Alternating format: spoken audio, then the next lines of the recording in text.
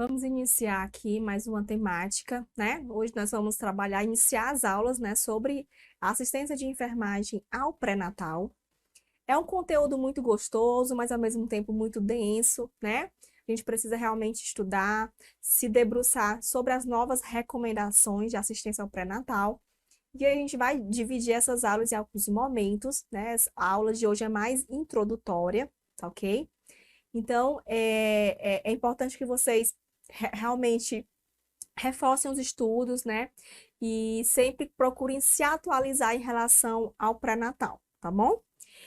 E aí, hoje, na aula de hoje, a gente vai conversar um pouco sobre as questões legais, normativas de atenção ao pré-natal.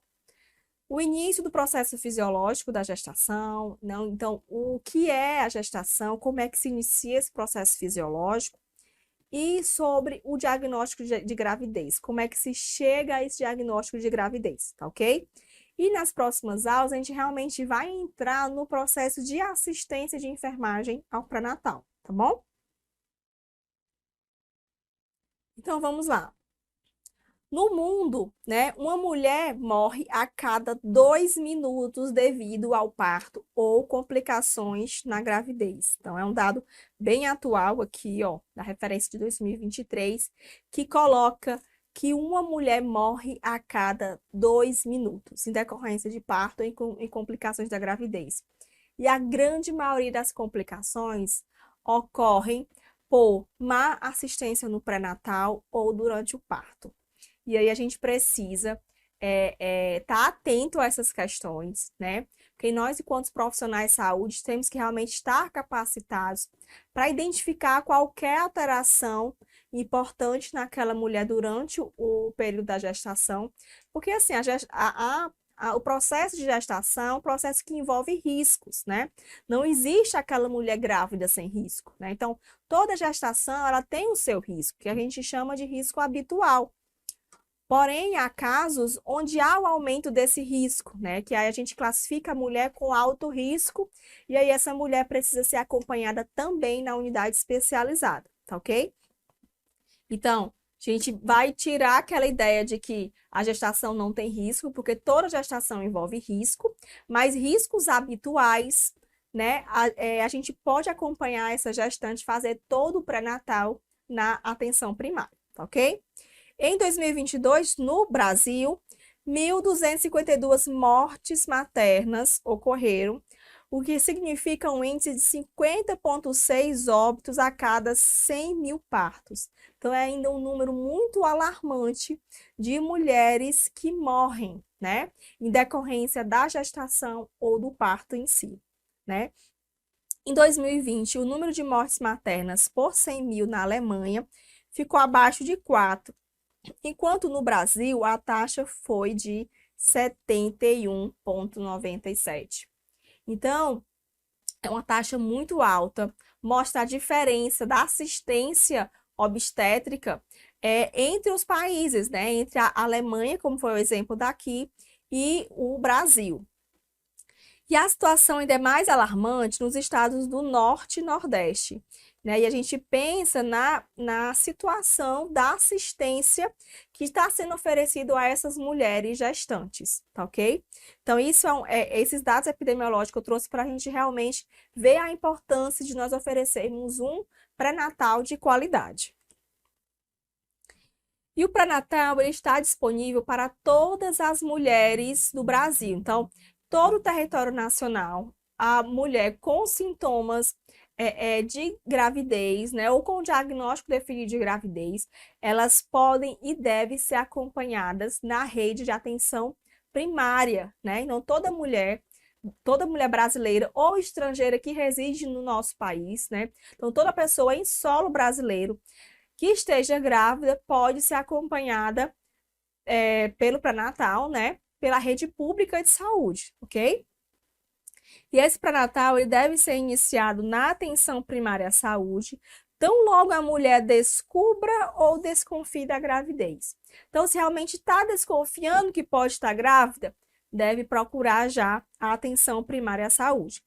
E, preferencialmente, o pré-natal ele deve ser iniciado até a 12ª semana de gestação, que é quando termina aquele primeiro trimestre gestacional.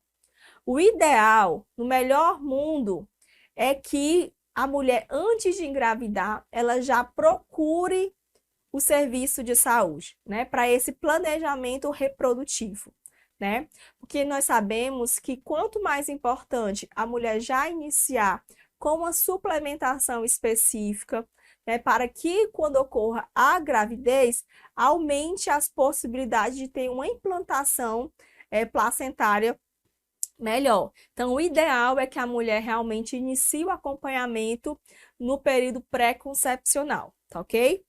Mas já estando grávida, esse pré-natal deve ser iniciado até no máximo a 12ª semana, tá ok? Isso é o que está no Ministério da Saúde, né, no Manual de 2012 do pré-natal de baixo risco e na recomendação de 2024, tá ok? Algumas questões legais aqui da assistência de enfermagem ao pré-natal, né? A assistência deve ser realizada a partir do diagnóstico da gravidez. Na verdade, eu faço até uma ressalva de que a assistência deve iniciar antes, até mesmo do diagnóstico, nesse período pré-concepcional, né? De pré-concepção, né? Com o objetivo de assegurar o desenvolvimento saudável da gestação, permitindo um parto com menores riscos para a mãe e para o bebê. E o que é que deve contemplar na assistência pré-natal? Aspectos clínicos, a avaliação dos fatores de risco, porque eu já comecei a aula falando que toda gestante tem um risco, né? Tem um risco atrelado ao processo da gravidez, porque a gravidez envolve processos fisiológicos que aumentam o risco para essa mulher, né? Para essa mulher e para esse bebê. E aí, durante a assistência, nós temos que realmente fazer uma avaliação dos fatores de risco para classificar essa mulher entre risco habitual ou uma mulher com alto risco de complicações. Porque se for uma mulher com alto risco de complicações, nós devemos encaminhá-la, né, encaminhá-la para o atendimento num serviço especializado, mas ela continua no acompanhamento na unidade primária, tá ok? Nesse pré-natal, devemos também envolver aspectos psicossociais, né? Então, a gente não pode ver a mulher somente no seu aspecto clínico, fisiológico. Temos que atender também às suas questões psicossociais, né? Não podemos largar a mão, né, desse eixo do processo de cuidado. Também temos que realizar atividades educativas e preventivas, né? Fazer grupos de gestantes, né? Grupos de orientações, para que esse processo educativo realmente fique mais ampliado e efetivo, né? Nem sempre a consulta individual, ela sozinha, ela é satisfatória. A gente precisa ter uma gama de outros serviços aí envolvidos, tá ok?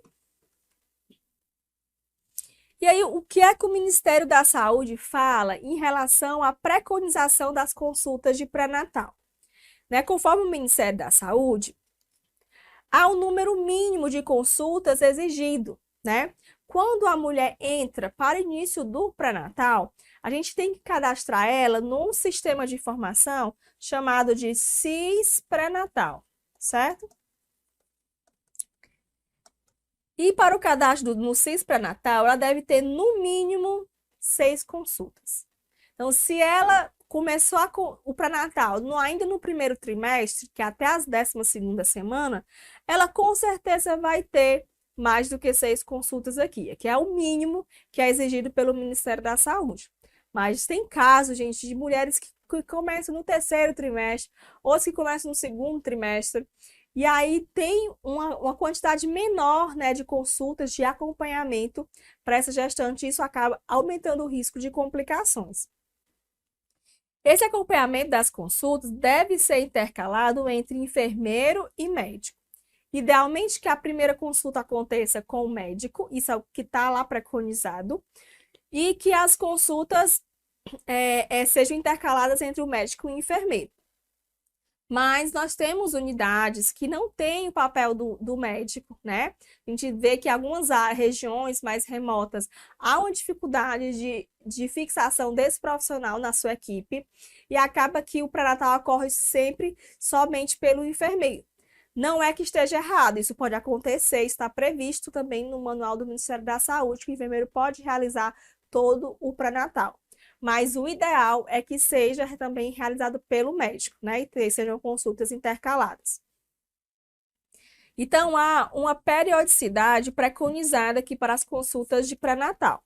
Até a 28ª semana, devem ocorrer consultas mensais. Entre 28 a 36 semanas, a consulta deve ocorrer a cada 15 dias.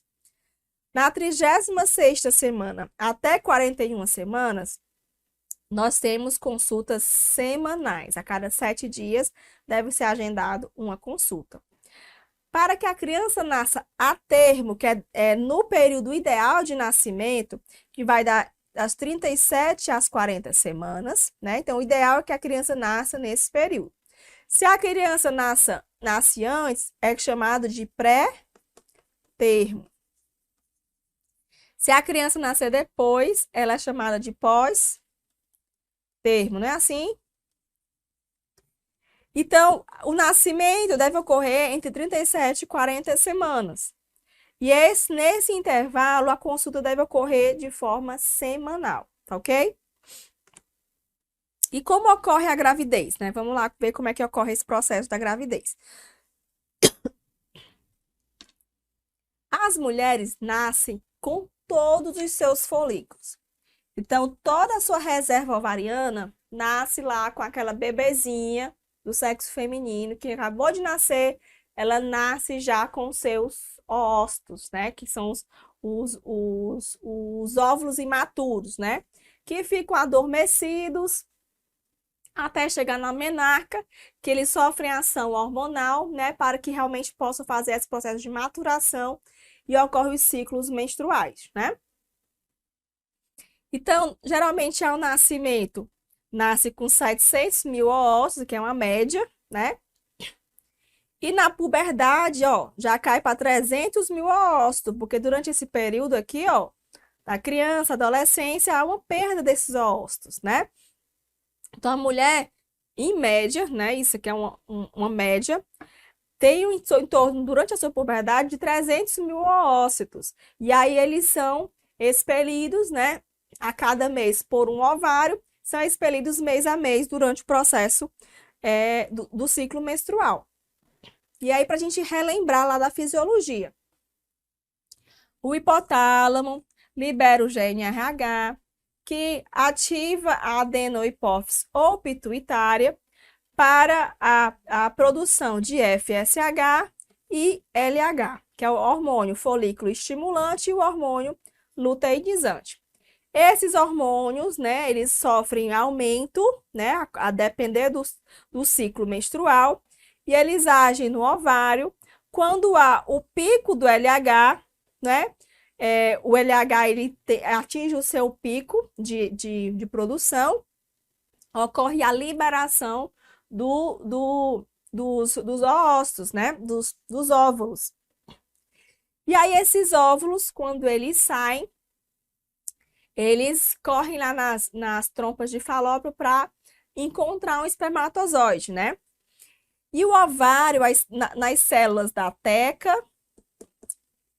e da granulosa, são as células ovarianas, fazem a produção de estrogênio e progesterona.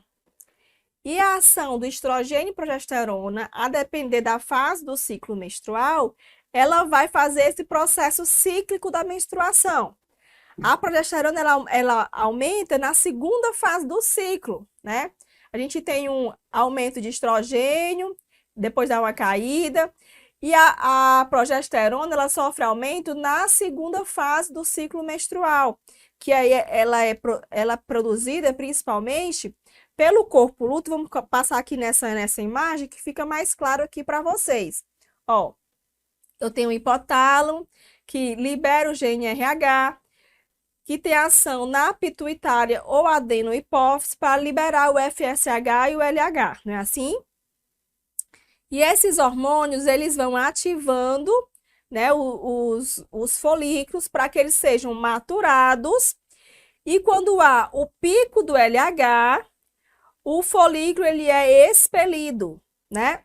Esse folículo ele é expelido e as células da teca e da granulosa ficam aqui, ó, liberando estrogênio e progesterona. Esse corpo lúteo que fica dentro do ovário faz a liberação da progesterona, né? Que é justamente progesterona, que justamente aumenta na segunda fase do ciclo menstrual, certo? E aí esse óvulo ele é expelido para encontrar o espermatozoide. Esses folículos, né, que ficam aqui para serem maturados, né, após a menarca, eles sofrem ação de disruptores endócrinos. O que são isso? São exposições ambientais que fazem com que desregulem o processo fisiológico endócrino normal, certo? Por isso que a mulher deve ter muita atenção à exposição a agentes disruptores endócrinos, como metais pesados, parabenos e vários outros aí, os bisfenóis que estão nos plásticos, né? Vários outros agentes que podem alterar e alteram a qualidade desses ovários, beleza? E aqui, ó, saiu os folículos saem são expelidos, né? Encontra aqui o espermatozoides para ocorrer a fertilização ou fecundação, né? E aí, quando ocorre esse encontro com o espermatozoide, ocorrem várias alterações celulares de mitose, meiose, né? Vocês devem lembrar das aulas de embriologia, né? No segundo dia, após a fecundação, eu já tenho duas células sanguíneas formadas. Entre o terceiro e quarto dia, eu tenho 4 células. No quarto dia aqui, eu já tenho essa compactação em mórula. No quinto dia, blastocistos.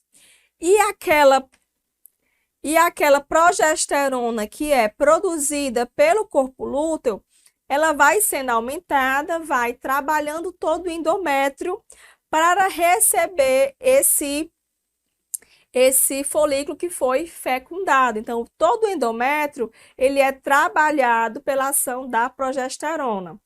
E aí essas células começam a produzir o beta-HCG, que é o exame que a gente faz, né? O exame sanguíneo que nós fazemos para o diagnóstico de gravidez, que ele começa a ser detectado no sangue com 8 dias após a fecundação.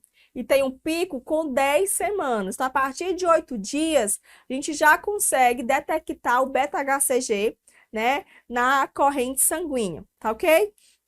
Então, ocorrem várias alterações celulares e por volta do 8º ou 9º dia ocorre a implantação, né, do blastocisto no endométrio.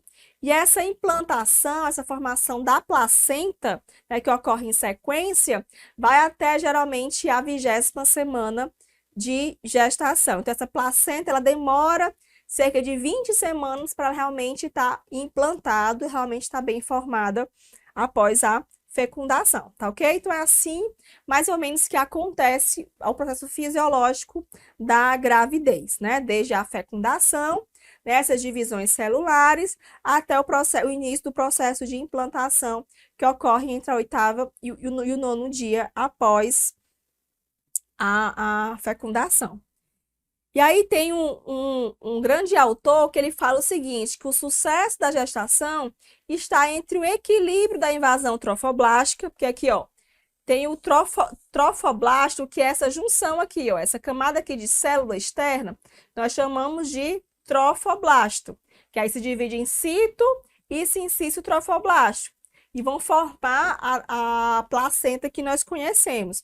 E aí esse autor coloca que o sucesso da gestação, ele depende do equilíbrio dessa invasão trofoblástica e a receptividade da decídua, que é esse tecido endometrial que recebe, né, o trofoblasto quando está sendo implantado, tá ok? Então, o sucesso da gestação está nesse equilíbrio dessa invasão e formação da placenta.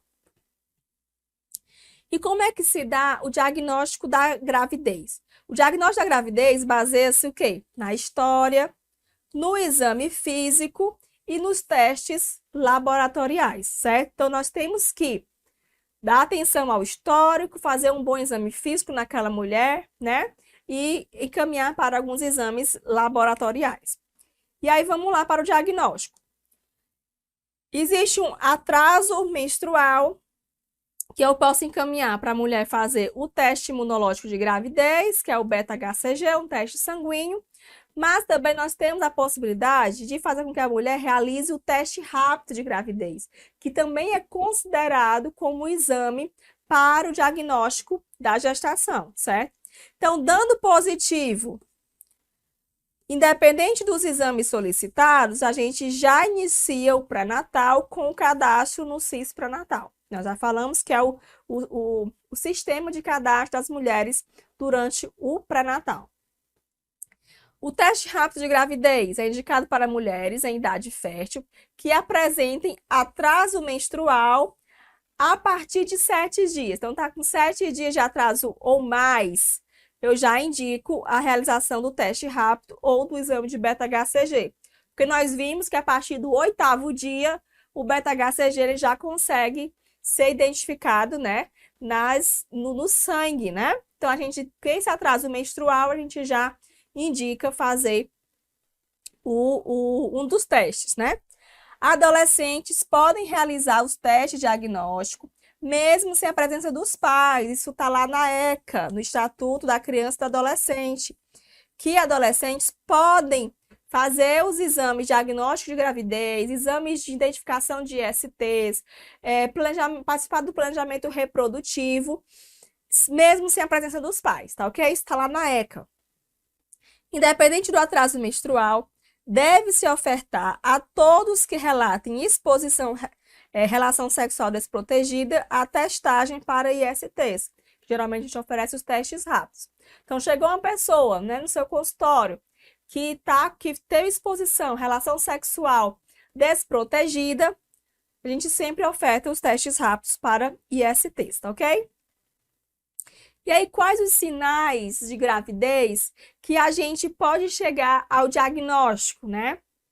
Existem os sinais de presunção, que a gente pode tentar entender, né, como bizu, como aqueles sinais de fofoca. São os sinais que a gente obtém naquela conversa de vizinha, né? Naquela conversa de vizinha, a gente tem os sinais de presunção. E aí, quais são esses sinais? Ai, mulher, minha menstruação atrasou. Aí a sua vizinha vai dizer, vixe, tá grávida. Então, esses sinais que são do senso comum, eles são conhecidos como sinais de presunção. Então, os sinais de presunção são aqueles sinais do senso comum. São os sinais que você, ao falar para o seu colega que não é da área da saúde, ele diz, vixe, tá grávida, né? Mas pode ser qualquer outra coisa. Atraso menstrual pode ser alguma alteração hormonal, não necessariamente gravidez, certo? Então, esses sinais de presunção são esses. É um atraso menstrual, é uma náusea, é uma dor de cabeça, é um vômito, eu estou enjoando muito, estou vomitando. O que é que a sua vizinha vai dizer? Tá grávida, não é assim? Então, são esses sinais de presunção. Aumento das mamas, hipersensibilidade nos mamilos, aumento dos tubérculos de Montgomery, que são esses tubérculos aqui, ó, eu trouxe uma imagem para vocês verem. Então, na mama, geralmente de uma mulher que está gestante, esses folículos aqui, né, que são os tubérculos de Montgomery, eles estão mais aumentados, certo? Então, são esses tubérculos aqui que ficam mais proeminentes na mama. Esse sinal de Hunter é o escurecimento da areola, tá ok? Mas como sinal de presunção, a gente classifica esses tubérculos de Montgomery que estão aumentados na gestação, mas que pode ocorrer em outras situações também, certo? Saída de colostro pelo mamilo, Coloração violácea na vulva, aquela vulva mais violácea. Cianose vaginal e cervical, aumento do volume abdominal, são sinais de senso comum. São sinais que não precisa ter um profissional de saúde para pensar na gravidez, entendem? Então, esses são os sinais de presunção. E o que é sinal de probabilidade? O sinal de probabilidade é quando eu chego no profissional de saúde, aí ele já começa, vixe, isso aqui parece gravidez mesmo, viu? São sinais que a gente apresenta aos profissionais de saúde, que é um amolecimento da cervix uterina. Então, a vizinha, ela não vai avaliar a sua cervix uterina para dizer que está mais amolecida. Então, eu preciso de um profissional de saúde. Então, são sinais de probabilidade, é quando eu preciso de um profissional de saúde para lhe avaliar. Então, quando eu tenho amolecimento do seu colo do útero, com posterior aumento, né? Paredes vaginais aumentadas, com aumento da vascularização.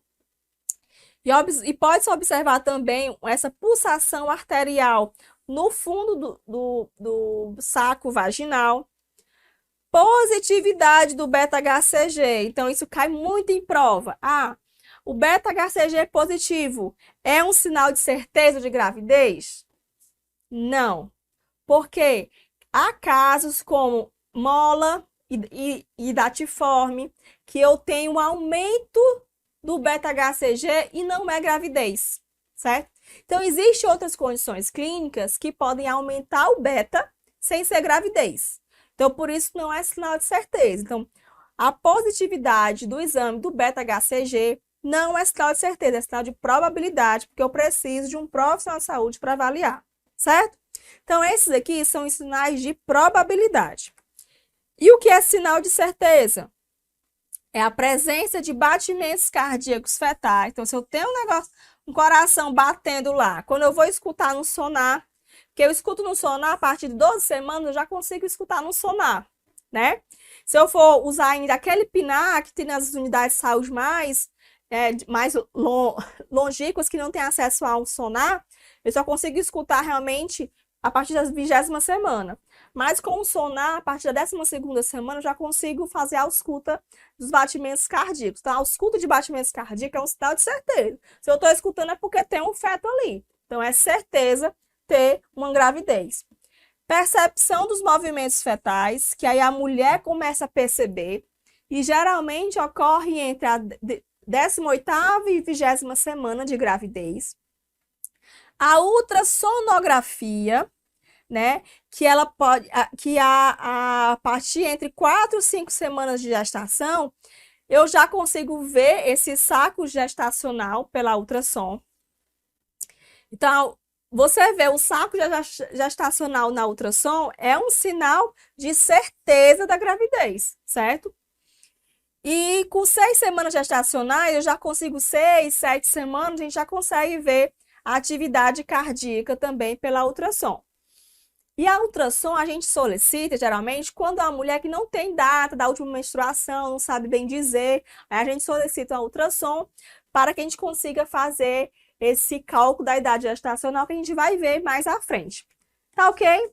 Então, só para a gente recapitular, sinal de presunção são aqueles sinais de senso comum. Sinais de probabilidade, quando eu preciso do profissional de saúde para identificar esses sinais, mas ainda não é certeza, né? É uma probabilidade de estar grávida, mas não é certeza. E sinal de certeza é quando realmente eu escuto um batimento cardíaco, eu vejo um saco gestacional, é realmente certeza que a mulher está grávida. Então, a gente consegue terminar essa primeira parte da aula de hoje, né? E a gente segue com a assistência pré-natal na próxima aula.